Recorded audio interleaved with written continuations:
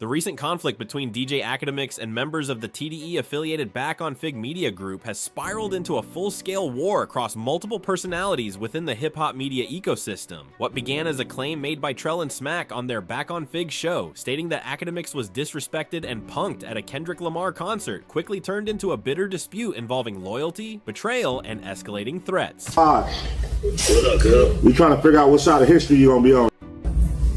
Hey, anybody's on my brother T-Real, cuz. They can get hit by a car. You already know that. Is that right? Yeah. Alright, cuz me and T-Real, we on some academic shit. Academics, that's what you on? Yeah. Hey, bro. What you on, T? If that's what the squad, I'm on it, cuz. Alright, we want to hear you say it, though, cuz. Fuck. Nah, say fuck academics, cuz. Hey, fuck girl, fuck everybody. Yeah, there we go, cuz. There we go, man.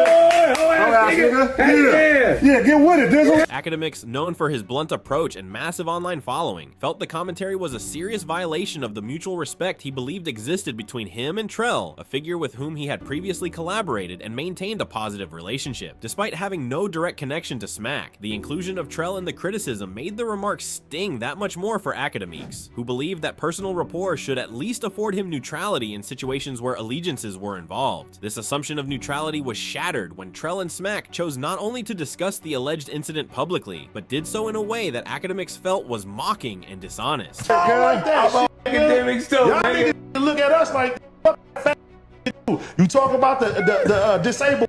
I told you the last time, cuz. Since I'm the only got access to you, since I'm the only you say that you fuck, then honor the motherfucking fade. Nigga, I'll fly to New Jersey, nigga, get it in like men and get the out the way. All that talking shit, that shit is out. Only said, and then whack is with it too, fucking bald-headed ass nigga. You whack can't do shit either, nigga. God. These niggas crazy, bro. I be sitting back being humble. I be chilling. We going to war. We going to war. Here, like we supposed to be like, ooh. What you mean? Trapler Ross and fuck Lunch and Adam. Akademiks sucker. Lunch is crazy. Boy chasing. Check this out. Don't be mistaken, homie. No Jumper, we stand with Akademiks, right? No Jumper and the Academy, we ride as one. Ain't finna be all that double teaming. Everybody thinking they bigger than the program. They listen. I hate to say it. You know, it's a couple guys over there. Well, really one guy I got major love for. That's like family. But hey, listen, will war come casualties? Either y'all stand down with Ak, right? You know, this just like war. The U.S., we keep our ships in the water everywhere. Whoever we with, we with. Ak ain't got to come this far, bro. Don't make us start firing shots. You been warned. You understand me? What's a community without no Jumper? Huh? Yeah. Down and find out. Responding via livestream, Akademiks verbally attacked both of them, labeling them with derogatory terms and signaling that his patience had officially run out. Still, he was clear in drawing boundaries. I think T-Rel's strategy is going to be with you. I feel like you did enough that you disrespected them to the point where they got to do something.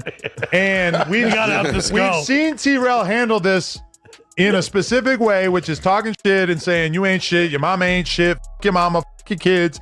I don't think he's gonna do that to you because I think he knows that he'll get packed up. So I think everybody, myself included, is waiting to see what kind of energy he's gonna have. Now, if this does become a full-on war, I got a lot of ammunition for you. I got access to the paperwork from his bankruptcy. I'm out here.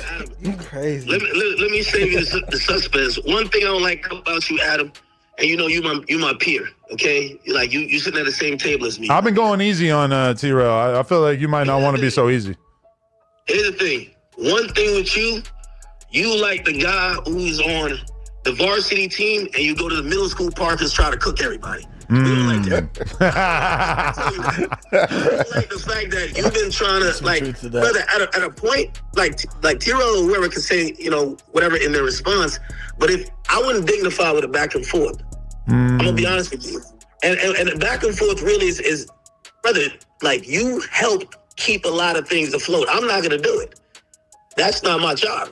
You know what I mean? And again, honestly, I don't even have nothing against him. I just had to address because I seen, you know, some people say they were doing the joking manner, so I shouldn't take it serious. But again, I feel like they're close enough to that situation over there. They're speaking on a conversation and a situation that now I got to start turning up. So now, like, I could have went full troll on it.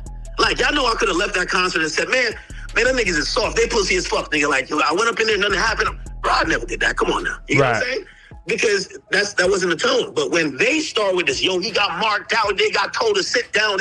That's why I keep telling them there's a video of it. Tell niggas to put the video out. Tell them to put the video out. Not that I'm tough, because everybody knows Akademiks. I'm not tough. But it will show that these people who you think are super gangsters, no, they're just businessmen, bro. Like, we had a conversation like two businessmen. They're probably hold on. Them being businessmen don't mean they ain't gangsters, though. They're not gangsters. Look, let me ask this question. I'm not talking about Dave Bird. I'm not talking about back on Fig.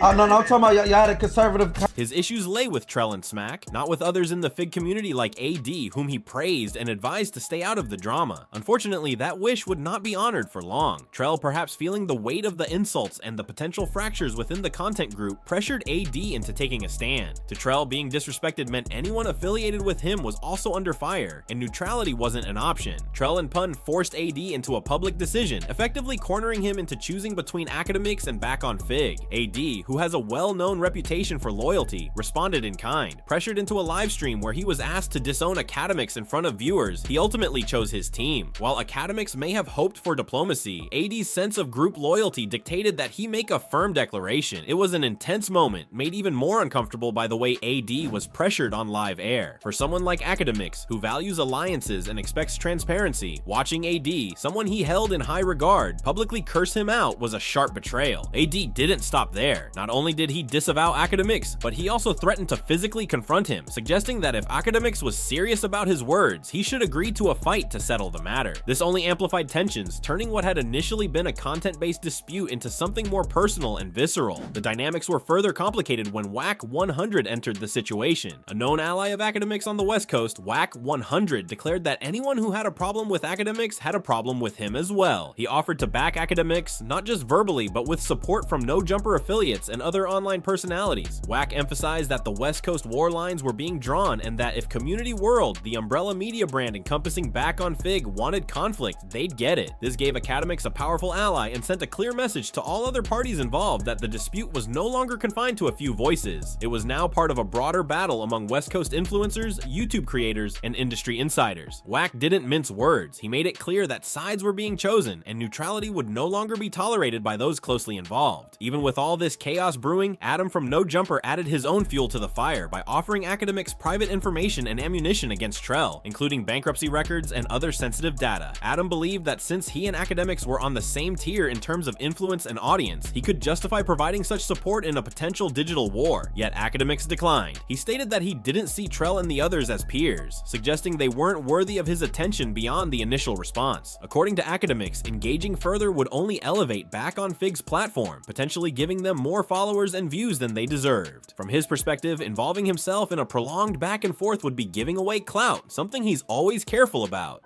Akademiks articulated a deliberate strategy: ignore those who stand to gain too much from the feud. He didn't want to become a content machine for smaller platforms looking to grow their audience by simply provoking him. Instead, he proposed letting the dust settle and limiting further commentary to legal action or private disputes when necessary. This wasn't an act of cowardice, but rather a calculated move to maintain power and status without giving unnecessary visibility to those he believes are operating in bad faith. He didn't want to dignify what he saw as trolling or secondhand rumors, especially when the claims about him being disrespected were not supported by public evidence. He called on Back on Fig to release footage of the alleged incident, asserting that their story didn't hold water and that the meeting was actually a calm and professional interaction between businessmen. In Akademiks' mind, the attempt to reframe that moment as one where he was somehow humiliated was an act of deception meant to score points online rather than reflect reality. He explained that while he he is not a gangster, he conducted himself like a professional and expects the same standard of truthfulness when others speak on his name. But once he saw the jokes and heard people he considered close to the situation making light of his experience, he decided enough was enough. The final straw may have been when he believed they were using their platform and shared history to portray him as someone who was weak, using inside jokes and coded language to mislead viewers into thinking he had been dominated at the concert. From his view, their commentary was designed to lower his status and discredit his influence by playing into street optics that never existed in the first place.